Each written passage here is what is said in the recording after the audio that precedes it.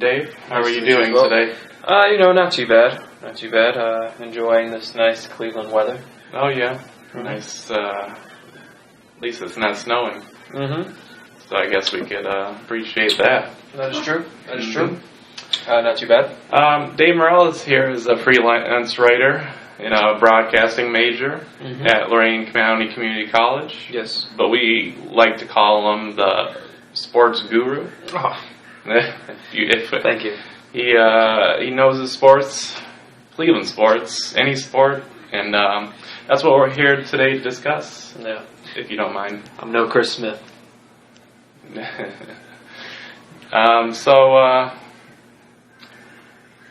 you mind if we talk about a little bit about Cleveland sports? Get your intake on that? No, I'm up for it. Okay, great. That's what I do when I wake up.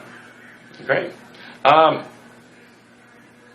Let's start off with the Browns, since they're the hot team right now.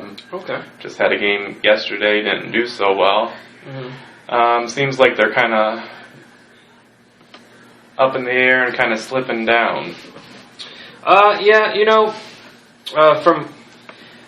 From an outside perspective, you would think that the Browns are falling apart, being at 7-6 now with so much going on in the AFC picture right now. You know, the Browns are in a very hard conference. Yeah, exactly. The AFC North. Every team in there has a winning division.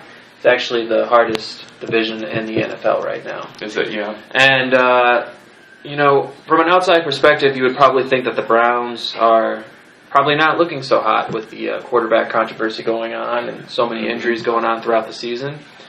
But really, if you take a closer look, you would see that with 3 games left, 10-6, that's a very good record, and it's a very possible wild card spot for them later on in the season. Exactly. It's just getting over the Steelers, the Ravens, and the Cincinnati Bengals. Yes.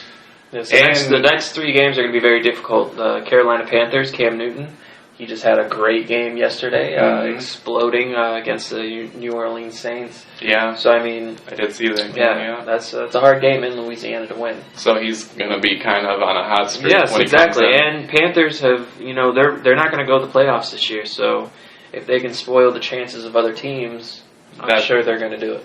That's their own little victory right there. The next 3 games are going to be very difficult for the Cleveland Browns. Speaking of difficulties, the quarterback controversy that's been going on. Yes. First Hoyer and Johnny Football, as they Johnny like Manziel. To call it in Texas A&M. Yeah. OVO. What do you think about Hoyer's future and Johnny's future? You think Johnny, the rookie, will play? I hear a lot of talk. The first thing I do, a lot of people in their lifetime, a lot of people, they read the news, they read the newspaper on local topics. Even, I like to compare my knowledge of sports to a pastor and the knowledge of the Bible. I really, I like to know every fact and stat out there because I don't really just like to say what I feel and what I think. I like to actually know that what I'm saying is actually true. Right. I can... true information, the true facts. Yeah, exactly. A lot of people don't know that, and I think Facebook and social media blows it all out of proportion because everybody will... They'll comment on things that are being said. Right. But a lot of those times, those people that are commenting on things really don't know exactly what's going on, and you really don't know what's going on in their personal life for them to actually say those things that they feel. Because they could have a horrible life to which they're, not doing well in a job, not doing well in a career or anything like that, and they're just trying to take an anger out basically on this, and they misconstrue it. People get confused. Right. Like that. Like someone says something and then they latch on and they go with it. Sure. But, Brian Hoyer, he was really good at the beginning of the year. He wasn't, I guess saying really good is an extension on what he really has done. He didn't have many turnovers. He hasn't had no turnovers whatsoever. He was very consistent. I feel like the Browns' offense, in running that, you pretty much just have to hand off the ball because of our running game. It's a very strong running game with the two running backs that we have right now, Terrence West and Isaiah Correll. If you can hand off the ball and throw nice little 5-10 yard passes for first downs and move the chains, then you will succeed in our offense. But Brian Hoyer, I think he lost track of that. And defenses pretty much caught on to what we were doing. And if they can stop the run, then the play-action pass really means nothing. And they already know that Brian Hoyer really can't throw downfield, and he's not accurate whatsoever downfield. They're going to stack the box, and they're just going to blitz him, and they're going to pressure him and make him throw interceptions. And that's pretty much what he's done the past 4 or 5 games. He's had 1 touchdown to 8 interceptions. Wow. Yeah. And that's not a good stat. I mean, do you blame the offensive coordinator, Kyle Shanahan, for, instead of the 5-yard passes that Crowell and the running backs could get, compared to those long bombs that they've been constructing in their playbook? Or that's difficult to say, Mike, because I feel like, we see what he does as far as who he throws to, but the play might be designed for someone else who is downfield. Okay. But he just is maybe unaware of where they're going to be at because of the defense, or he's just unaware of if maybe he's just. I think it's a confidence. So you're saying there could be an option that he just doesn't pick up on, exactly, and it could be a part of Kyle's playbook. Because I think this is where Manziel would shine in Kyle Shanahan's offense. Yeah. Because, Kyle Shanahan, he used to be with the Washington Redskins with him and his father when they drafted RJ3 and his first year, and he blossomed in that offense because of what he can do and the type of player that he is. And Johnny Manziel is that exact type of player, where he can use his legs to get a first down. That, or you figure Brian Hoyer, who had surgery last year on his knee, so he's not really going to run out of the pocket and throw the ball. But Brian Hoyer, even yesterday in the game, I noticed that he's not setting his feet when he throws the ball. He's throwing off of 1 foot, and you can't do that. This is the NFL. No. This is not a high school game. Right. And these are professional players who get paid millions and millions of dollars, and they're watching that, and they're noticing that you're throwing off of 1 foot, and if they see that, they're going to jump off of that ball because they know it's not going to be there. It's not a zip pass like Manziel has. Exactly. Manziel, when he was in Buffalo, and he came in, when he was throwing that ball, it's fastball. It had some every zing time. to Oh it. my! Yeah. It had a lot of zing to it, and I think Manziel would just flourish under Shanahan's offense because you figure, okay, I'll give you a situation. Hoyer, he gets the ball, it's a play action pass. He gets maybe a rusher coming from the right. Instead of maybe running to the left side of the pocket, he looks for a short pass to the running back. And that'll maybe get you maybe 5 yards. Right. And if he doesn't really see anything too downfield, Manziel in that same situation, he's going to run to the left. And once he runs to the left, those linebackers that are watching that running back, they're going to chase Manziel and try and tackle him. Right. And in that same process, that running back's going to be wide open. And then the receivers downfield are also going to be wide open because those safeties are noticing and they're going to think, oh, Manziel's running. But really, he's not. He's just running out to the outside, and he's going to throw a pass. And that really just surprises the defense every single time because you don't know if he's going to run or not. Right. That's why you're going back to what you're saying with the zinger passes. I think Brett Favre. He reminds me of the way he throws the ball. Brett Favre just. I think some of our receivers weren't even ready for it. That's why there was a couple drop passes because they're used to maybe Brian Hoyer's passes. Brian Hoyer is a very inaccurate quarterback.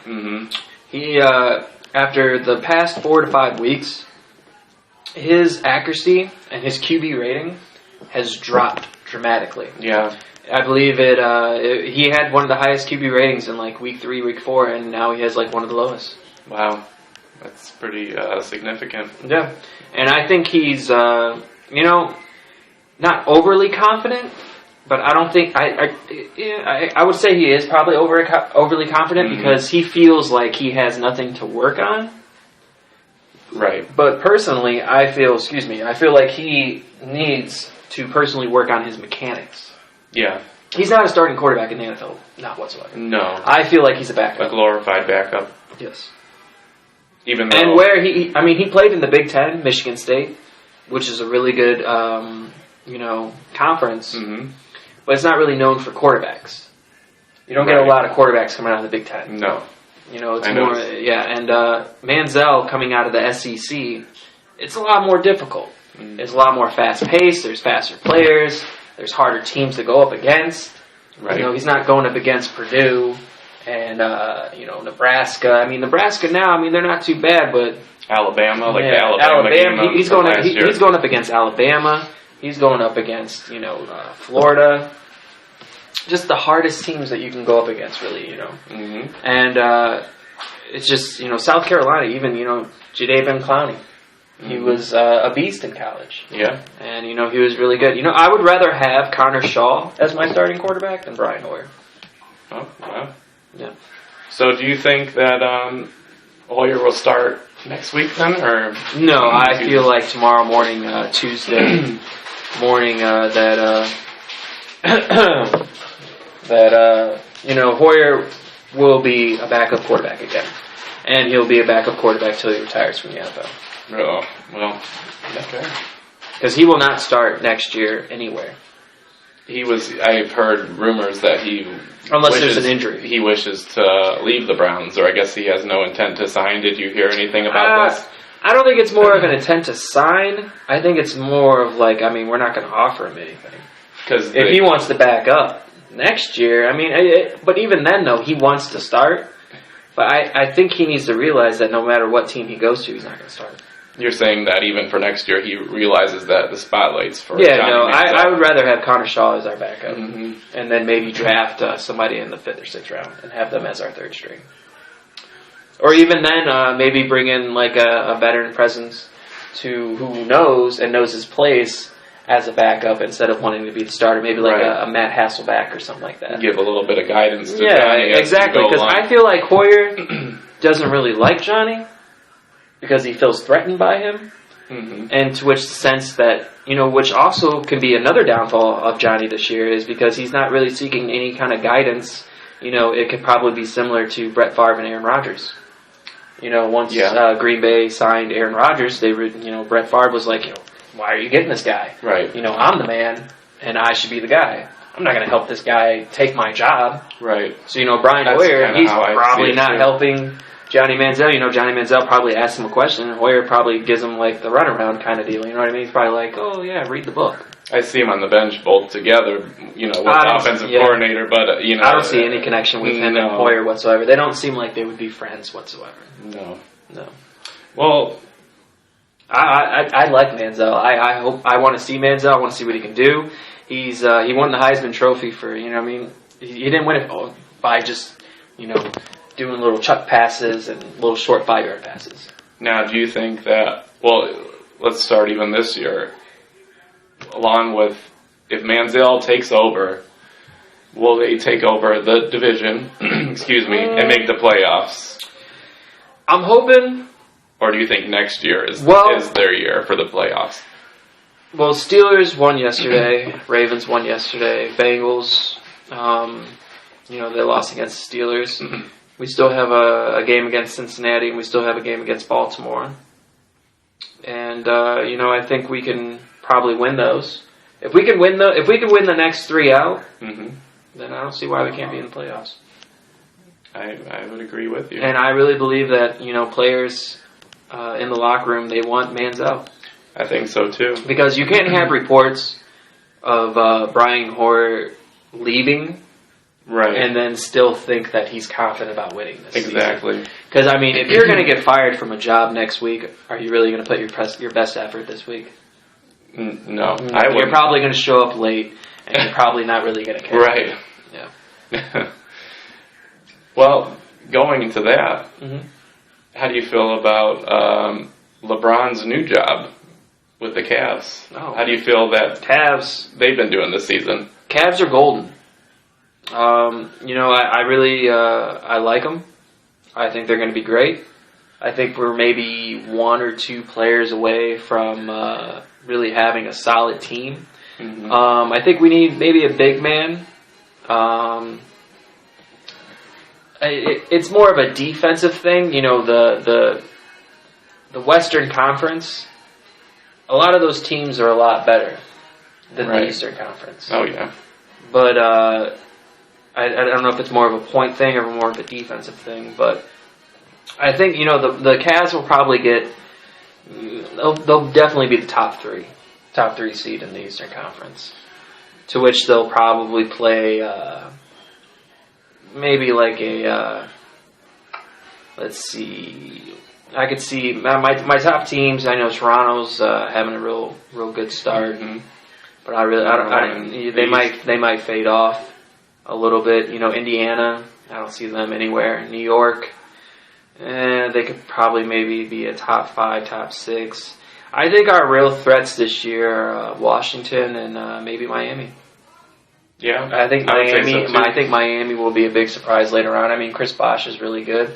Dwayne Wade still has it.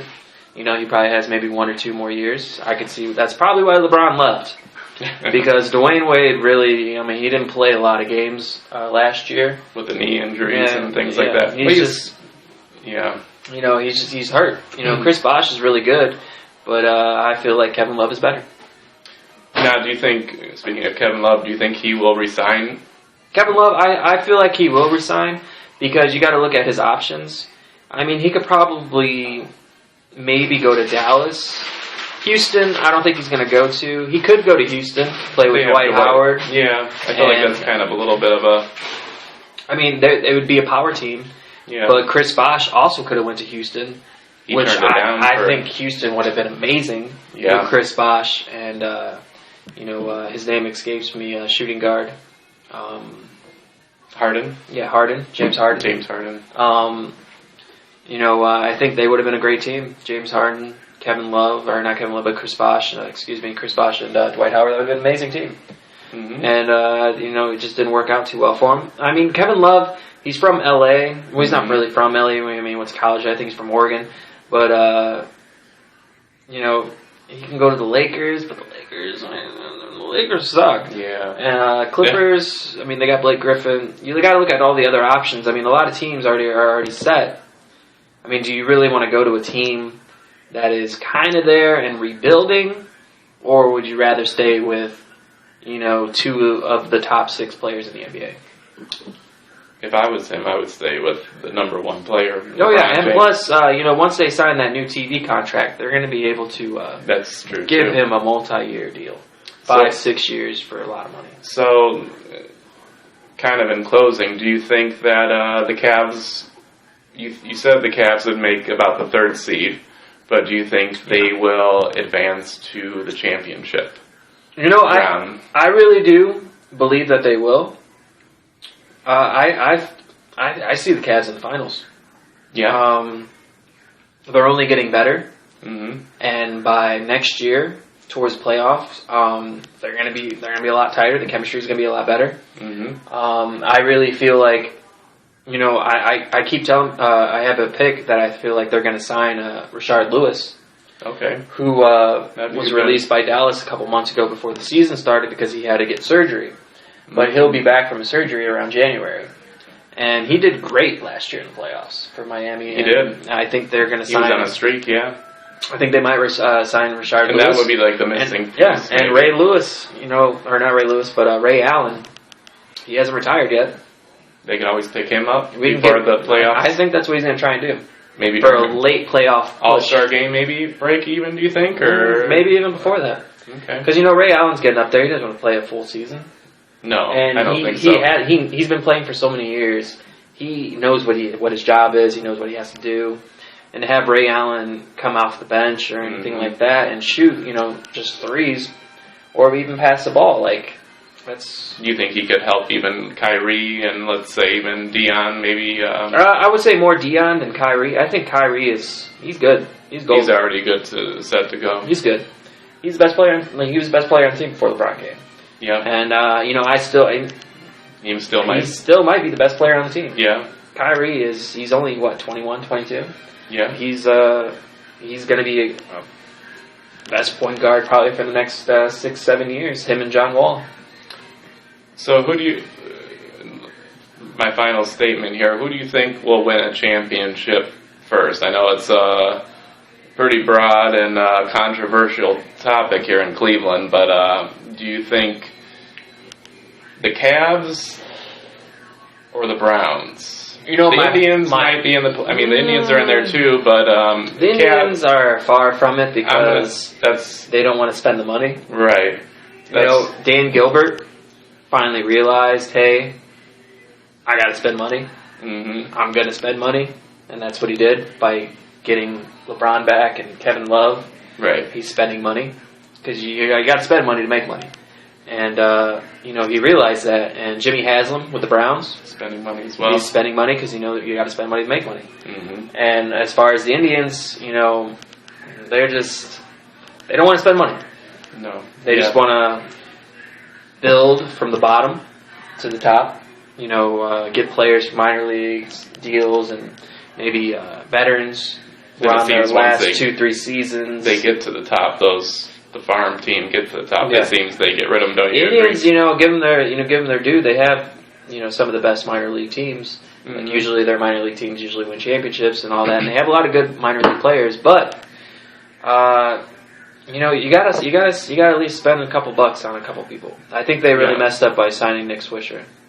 Yeah, that was a horrible, horrible deal. That will backfire.